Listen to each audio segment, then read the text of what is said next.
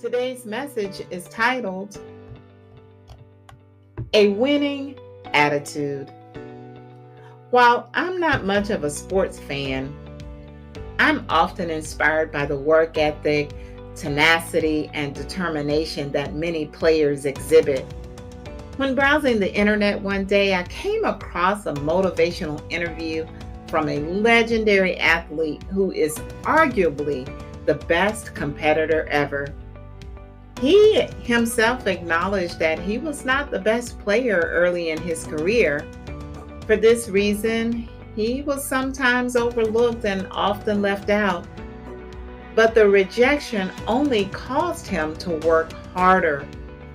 Over time, this same determination helped him overcome personal challenges, attacks on his character, and even serious injuries.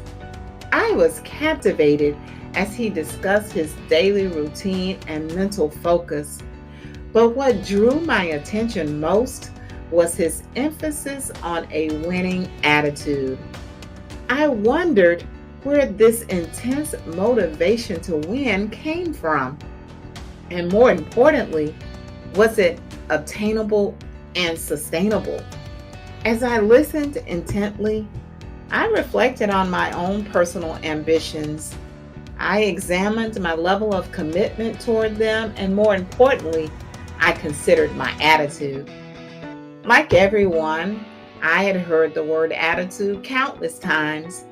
I knew it referred to the way we think, feel, and behave, but somehow this simple definition was no longer sufficient for me. After all, the way I think will inevitably affect how I feel, which will ultimately impact my behavior. In that moment, I concluded that my attitude is actually everything because it will determine if I win or lose, achieve success, or settle for less than God's best. So what is the message?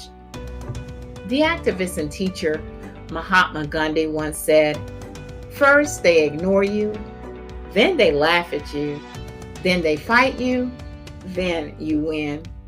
Have you ever wondered why some people can resist the naysayers, persist through the trials, and triumph in the end, while others accept defeat and failure? Some suggest that the passion to win is an attitude. Either you have it or you don't. While others say such a mindset can be learned. As a matter of faith and practice, the scriptures do provide a bit of insight. One such illustration is found in Philippians chapter 3, verses 8 through 21. In this familiar passage, the Apostle Paul recognizes his own limitations as he seeks to know God personally.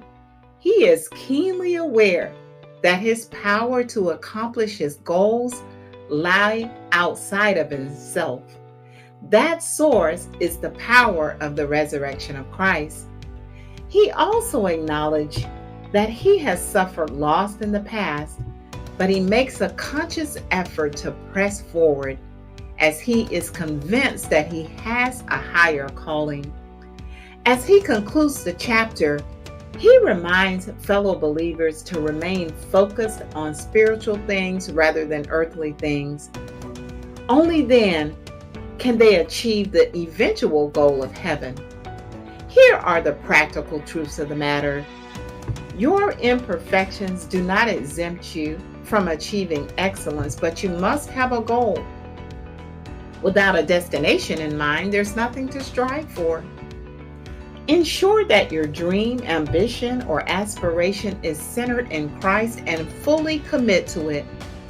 Of course, you will encounter opposition, but you can overcome it because greater is He that is in you than he that is in the world, according to 1 John 4:4.